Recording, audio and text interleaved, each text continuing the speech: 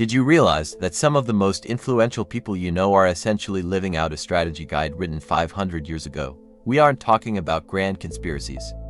We're talking about the quiet power plays that happen every single day in your office, your social circle, and maybe even your own mind. It's subtle, it's civilized, and often, it's completely unconscious.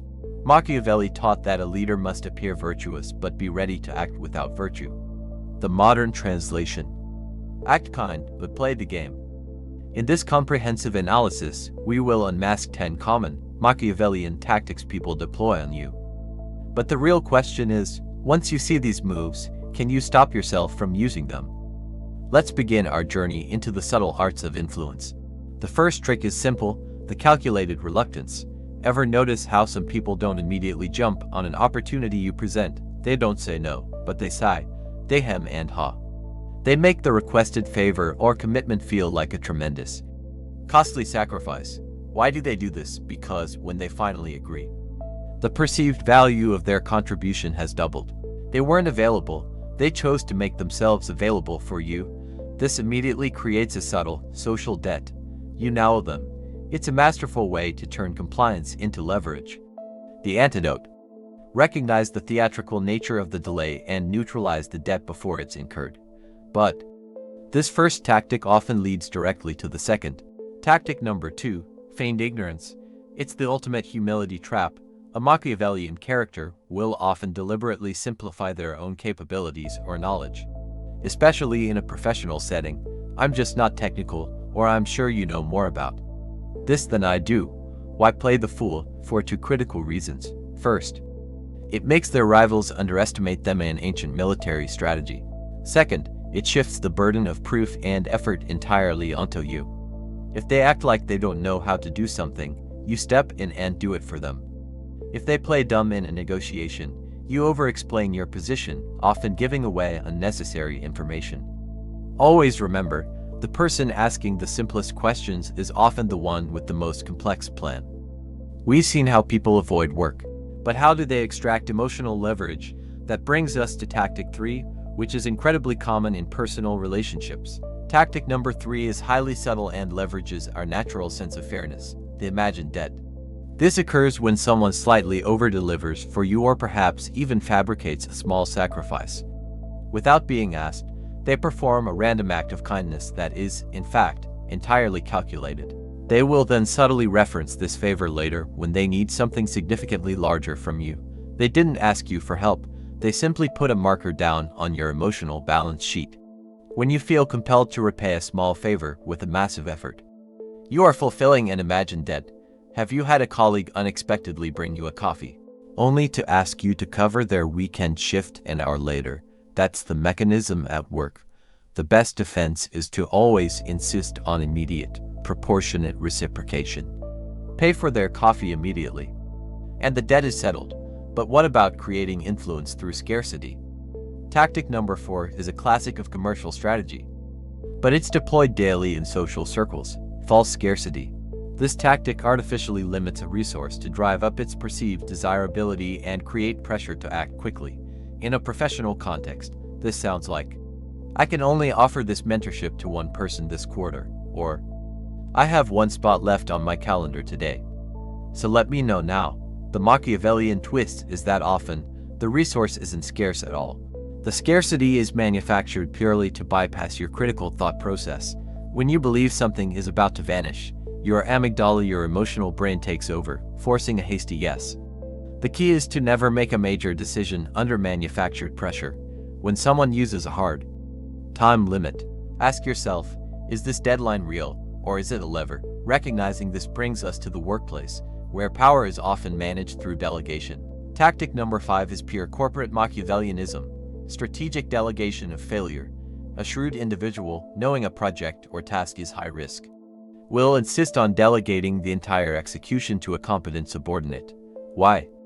Because if the project fails, they can credibly say they were hands-off and assign the blame to the subordinate's execution.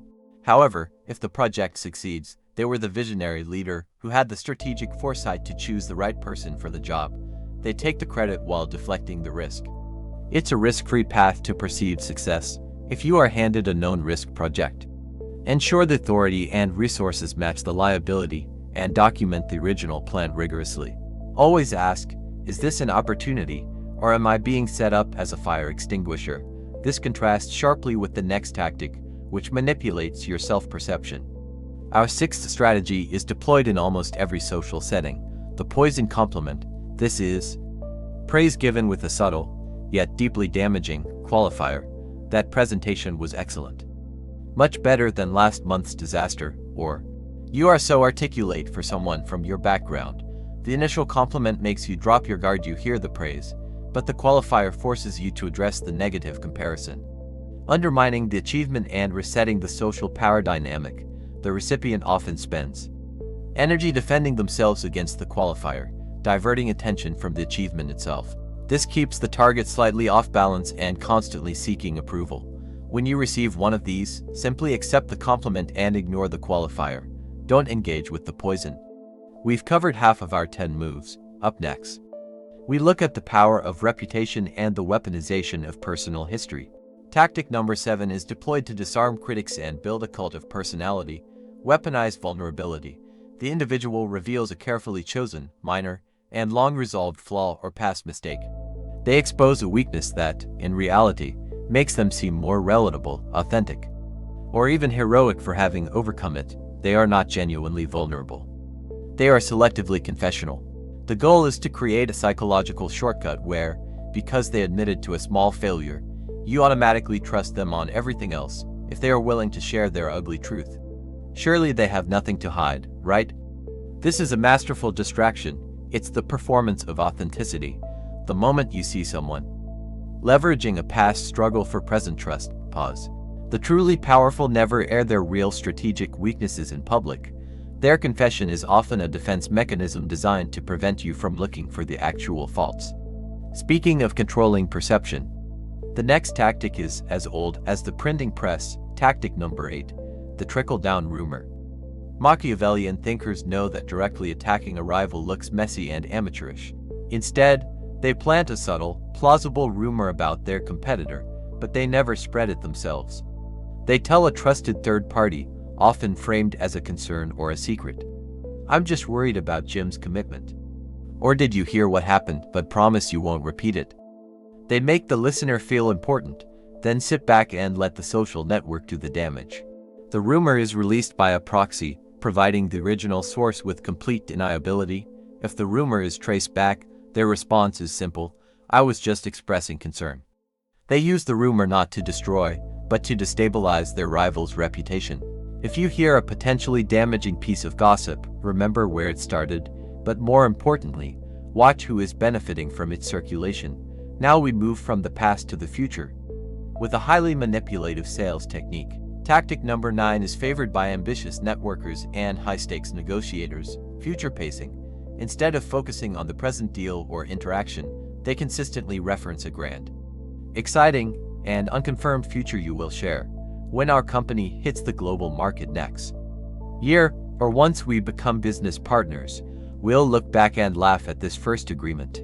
The immediate request to sign the contract, to give up your time, to take a lower share becomes trivial in the face of the magnificent future they are painting for you. They trade a tangible, immediate loss for an intangible, hypothetical gain. This technique harnesses our natural optimism and distracts us from current deficiencies. When someone uses future pacing, immediately bring the conversation back to the present terms.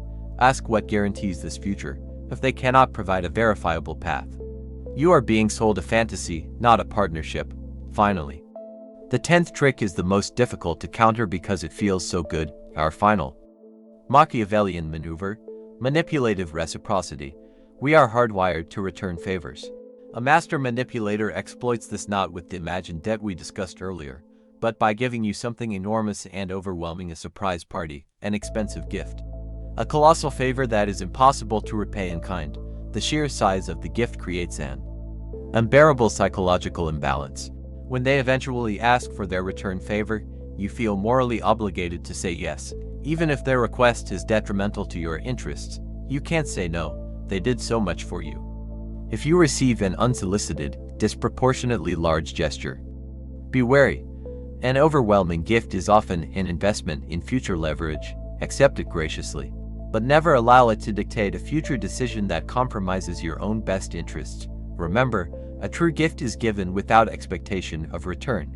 Anything else is a deposit. We have walked through 10 quiet strategies, from the social debt of calculated reluctance to the intense pressure of future pacing.